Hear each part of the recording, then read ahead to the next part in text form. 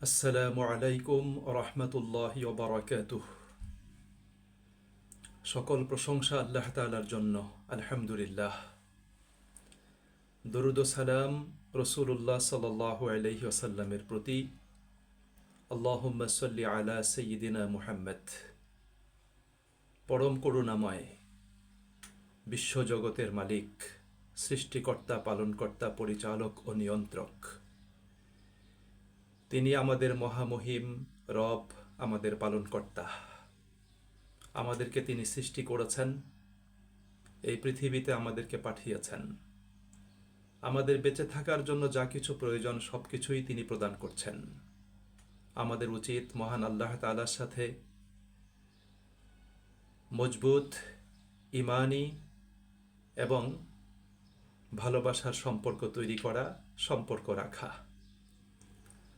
আল্লাহ পাকের সাথে ঘনিষ্ঠ হওয়া, আল্লাহর সাথে ঘনিষ্ঠ হয়ে আমাদের জীবনে তার ইচ্ছেকে, তার সংকল্প পরিকল্পনাগুলোকে বাস্তবায়ন করা। আল্লাহর ইচ্ছে মতো চলতে পারাতেই মুমিন জীবনের সার্থকতা।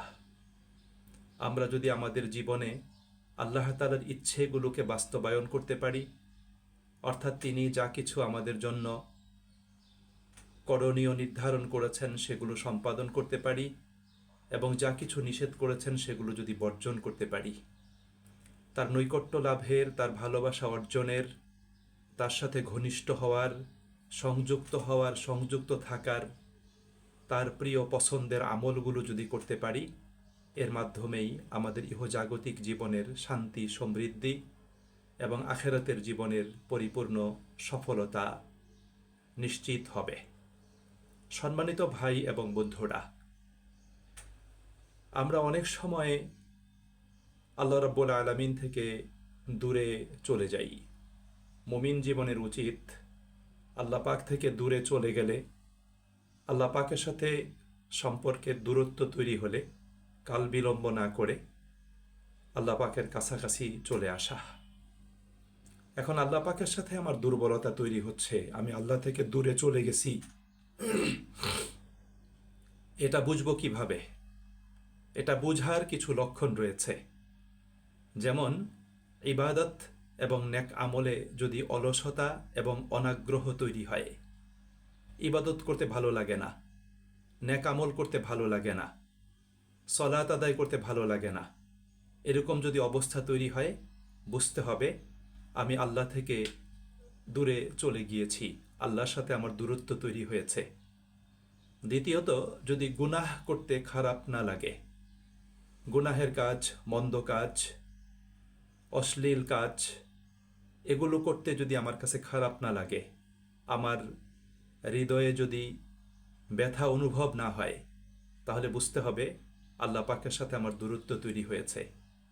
আমি যদি মিথ্যা বলতে অভ্যস্ত হয়ে যাই, মিথ্যা বলাতে যদি আমার কষ্ট না হয়, আমি যদি ধোঁকা, প্রতারণা এগুলোতে অভ্যস্ত হয়ে যাই, আমি যদি মানুষের প্রতি জুলুম অত্যাচার করি, মানুষের হক নষ্ট করি, আমি যদি মন্দ কাজগুলো যদি করি এবং এতে যদি আমার কোনো খারাপ না লাগে, বুঝতে হবে আমি আল্লাহ থেকে অনেক দূরে চলে গিয়েছি।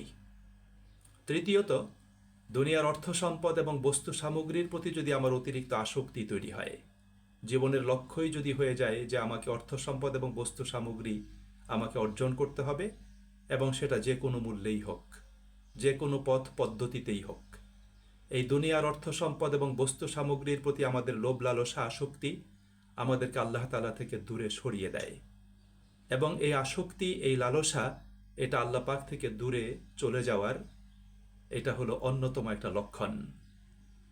চতুর্থ হলো বিপদ আপদে যদি শিক্ষা গ্রহণ করা না হয়।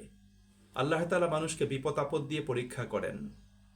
আল্লাহ ক্ষুধা দিয়ে, ভয় দিয়ে, ফসল এবং ফল ফলাদি ধ্বংস করে দিয়ে, জীবনকে নাশ করে আল্লাহ তাআলা মানুষকে পরীক্ষা করেন। কিন্তু এ ধরনের পরীক্ষায় যদি মানুষ শিক্ষা গ্রহণ করে নিজেকে সংশোধন না করে, সে অবস্থাতেই যদি সে থেকে যায়, তাহলে বুঝতে হবে আল্লাহ পাকের সাথে তার দূরত্ব তৈরি হয়েছে। 5 নম্বরে, জীবনে ইবাদত এবং দোয়ার অনুভূতি এবং প্রভাব যদি না থাকে, ইবাদত করা হচ্ছে, আমল করা হচ্ছে, দোয়া করা হচ্ছে, কিন্তু দোয়া এবং ইবাদতের কোনো প্রভাব ব্যক্তির জীবন এবং কর্মের মাঝখানে নেই। মনে হচ্ছে যে ট্রেডিশনাল রুটিন কিছু ওয়ার্ক সে করছে। এজন্য একজন মুমিন ব্যক্তির জীবনে ইবাদত এবং দোয়ার একটা প্রভাব এবং তার প্রতিচ্ছবি, অনুভূতি অবশ্যই থাকতে হবে।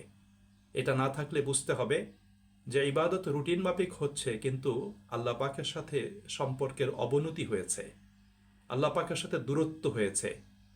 আল্লাহ পাকের সাথে যদি দূরত্ব তৈরি হয়, আল্লাহ পাক থেকে যদি ব্যক্তি দূরে চলে যায়, তাহলে সেই ইবাদত আল্লাহ পাকের মানে নৈকট্য হাসিলের জন্য সেটা কোনো ধরনের মানে কাজে লাগবে না। 6 নম্বরে, জিকির থেকে যদি বিমুখতা তৈরি হয়, জিকির থেকে বিমুখতা, দিল জিকির শূন্য হয়ে গেছে, ঘর জিকির শূন্য হয়ে গেছে, আল্লাহ পাকের কথা স্মরণ হয় না, আল্লাহ পাকের অনুগ্রহের কথা মনে হয় না, আল্লাহ পাকের প্রতি বান্দার মানে কৃতজ্ঞতা বোধ তৈরি হয় না, এরকম যদি অবস্থা হয়, বুঝতে হবে আল্লাহ পাক থেকে ব্যক্তি অনেক দূরে চলে গিয়েছে। 7 নম্বরে, অন্তরের কঠোরতা। দিল যদি কঠোর হয়ে যায়, দিল যদি বিগলিত না হয়, তাহলে আল্লাহ পাক থেকে দূরে চলে যাওয়ার এটা আরেকটা লক্ষণ। কারণ আল্লাহ পাকের নৈকট্য লাভের জন্য, আল্লাহ পাকের সাথে সংযুক্ত হওয়ার জন্য, তার ভালোবাসা অর্জনের জন্য দিলকে নরম এবং বিগলিত করতে হবে।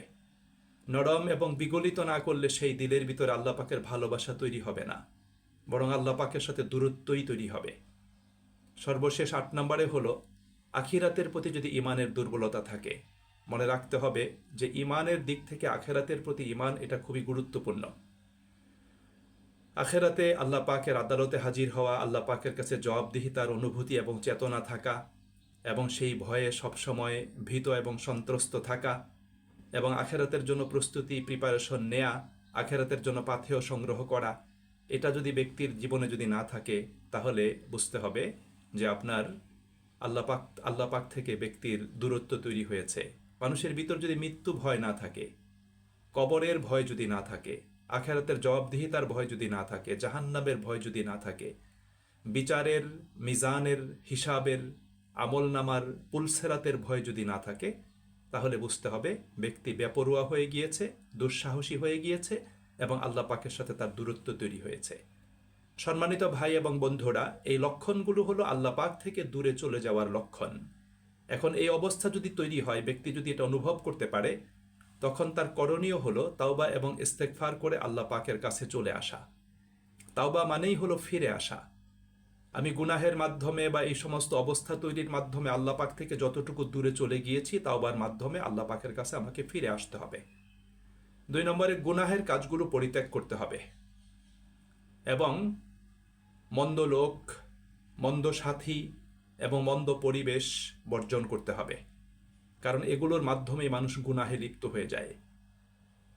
তারপরে ছোট হলেও ভালো কাজ শুরু করতে হবে, যত ছোটই হোক, এই ছোট কাজ দিয়ে ভালো কাজের সূচনা এটা করতে হবে। নিয়মিত কোরআন পড়তে হবে, আল্লাহ পাকের সাথে কথা বলতে হবে, সেবামূলক কাজ করতে হবে, নির্জনে অবস্থান করে আল্লাহ পাকের ধ্যানে নিজেকে নিয়োজিত রাখতে হবে। এই কাজগুলো যদি আমরা করতে পারি, আলহামদুলিল্লাহ, আল্লাহ পাকের সাথে আমাদের দূরত্ব কমে আসবে এবং আমরা আল্লাহ পাকের সাথে সম্পর্ক তৈরি করতে পারব। সুপ্রিয় ভাই এবং বন্ধুরা, এই বিষয়গুলো আসুন আমরা প্রত্যেকে মনে রাখি, আল্লাহ পাকের সাথে ইমানি মহাব্বতের সম্পর্ক তৈরি করে নিজেদের জীবনটাকে আমরা প্রত্যেকেই ধন্য এবং গৌরবান্বিত করার চেষ্টা করি। আল্লাহ আমাদের সকলকে তৌফিক দান করুন।